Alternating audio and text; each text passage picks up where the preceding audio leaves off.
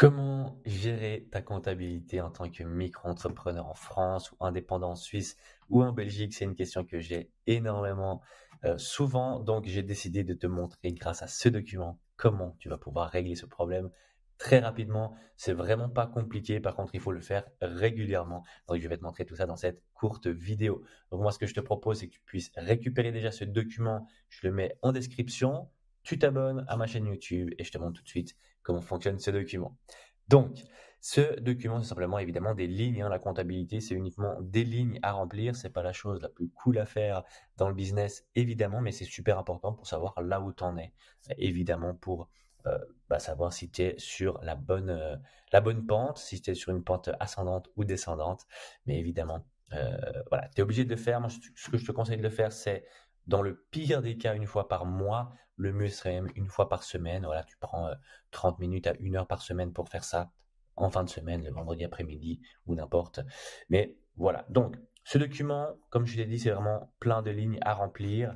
Si tu as besoin de plus de lignes, parce que certainement que tu auras besoin de plus de lignes, eh bien tout simplement, tu vas, voilà, prenons, tac, tu vas faire un CTRL-C, tu vas insérer des lignes en dessous et tu vas ensuite CTRL-V et voilà, comme ça les lignes sont rajoutées avec les mêmes formules, hein, les formules sont restées.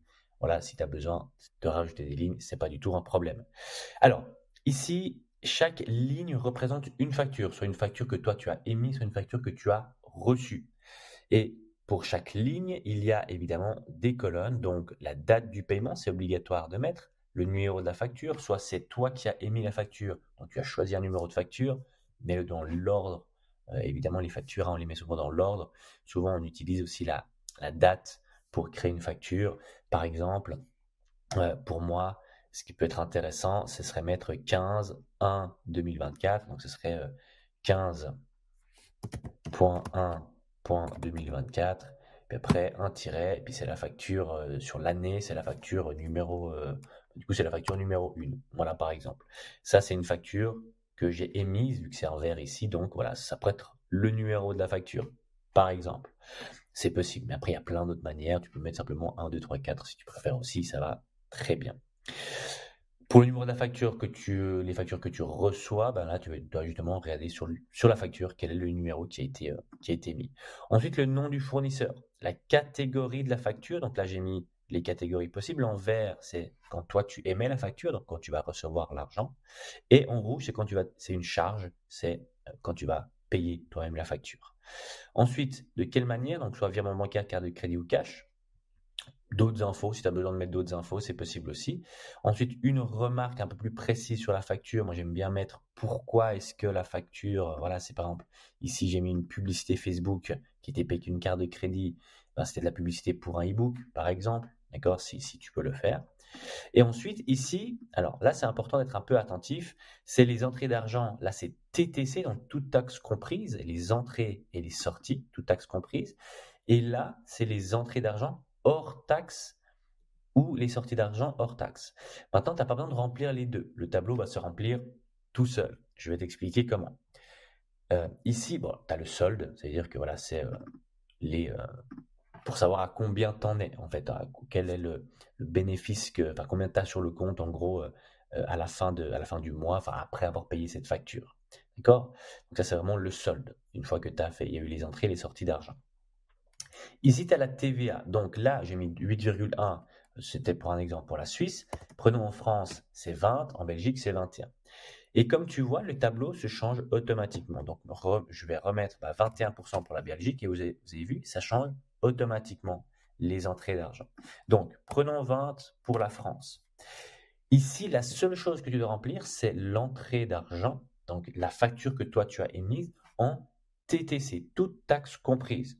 Donc, si tu as émis une facture de 1500 euros, toute taxe comprise, donc la TVA est comprise là-dedans, ben, tu vas mettre 1500. Imaginons qu'elle est plutôt de 1000. Voilà, 1000.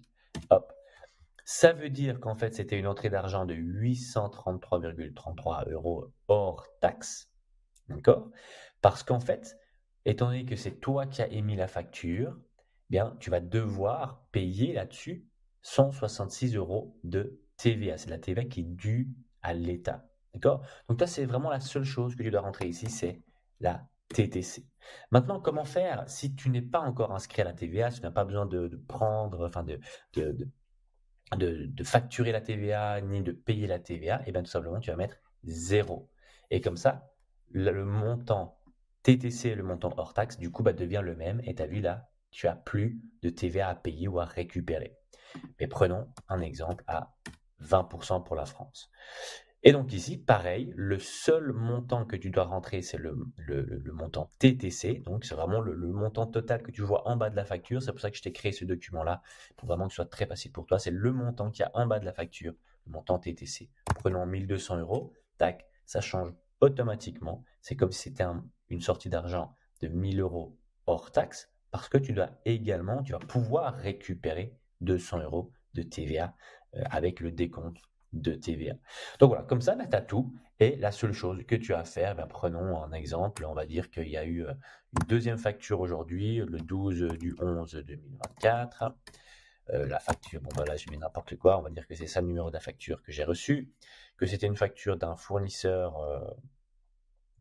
par exemple, voilà, Shopify, j'ai reçu une facture de Shopify. Ça, on va pouvoir le mettre comme tic tic tac. C'est frais de bureau, hein, du coup, plutôt. Ouais, c'est plutôt frais de bureau, par exemple. Ouais, bon, on va mettre frais de bureau. C'était payé par la carte de crédit, comme ça on sait. Donc ça c'est, j'ai reçu la facture pour le boutique en ligne XX, enfin tel et tel, d'accord. Et c'était une facture de, allez, 90 euros. Et voilà. Et donc, c'est comme si c'est une facture TTC de 90 euros, une facture hors taxe de 75 euros, et donc je sais que je vais pouvoir récupérer 15 euros de TVA ici. Voilà, et en fait, tu as juste à remplir tout ça. Donc là, on va mettre aussi qu'on a fait une entrée d'argent. On va dire que on a, voilà, là du coup, on va prendre le même style, donc ce serait 12.11.2024. Et c'est du coup, la deuxième facture de cette année. Le nom du client du fournisseur, madame telle et telle. Voilà. C'est une entrée d'argent, c'est une vente de prestation de service, par exemple. C'était payé par virement bancaire. Donc ça, c'est pour, je sais pas, du coaching, par exemple. Voilà. Et 1500 euros qui sont rentrés. Paf, et voilà. Tout se calcule automatiquement. Donc voilà, c'est vraiment pas plus compliqué que ça. Tu as juste à remplir tout ça. Et ce document, mais à la fin de l'année, enfin si tu fais tous les 3 mois, si tu envoies tous les 3 mois euh, ta comptabilité, ta TVA, voilà comment tu vas pouvoir faire. Tu vas pouvoir envoyer ce document avec toutes les factures, évidemment, chacune des factures, tu dois les avoir. Tu vas pouvoir envoyer ces documents avec les factures à ta fiduciaire, à ton comptable. Comme ça, il va pouvoir voir si tout est bien et il va pouvoir ensuite faire les déclarations qu'il faut. Et ensuite, à la fin, eh bien, on a ici le chiffre d'affaires TTC, hein, parce que si on regarde cette colonne, c'est les entrées d'argent, donc c'est le chiffre d'affaires TTC. Ensuite, ici, c'est les charges, d'accord? C'est toutes les sorties d'argent, c'est toutes les charges. Et la même chose ici pour les hors taxes et hors taxes avec le bénéfice. Et attention, le bénéfice, on regarde toujours en fonction du hors taxe, d'accord?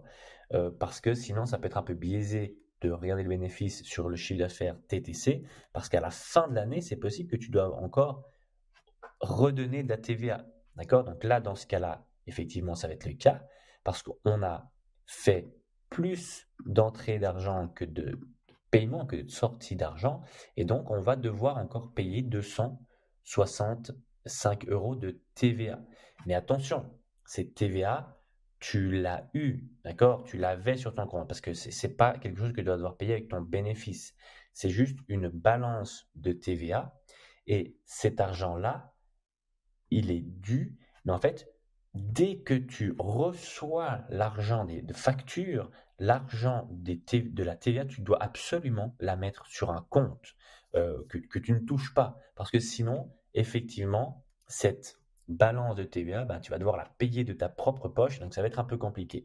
Donc à chaque fois que tu as une entrée d'argent en TTC, c'est pour ça que c'est important de calculer quel est le montant de la TVA que tu encaisses.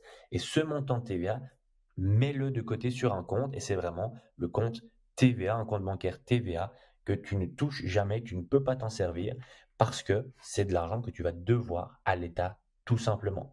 D'accord? Donc c'est pour ça que le chiffre d'affaires, on le fait, le bénéfice, on le calcule sur le montant hors taxe et ce montant, cette balance de TVA que tu vas avoir, eh bien tu vas pouvoir le payer grâce à ton compte TVA.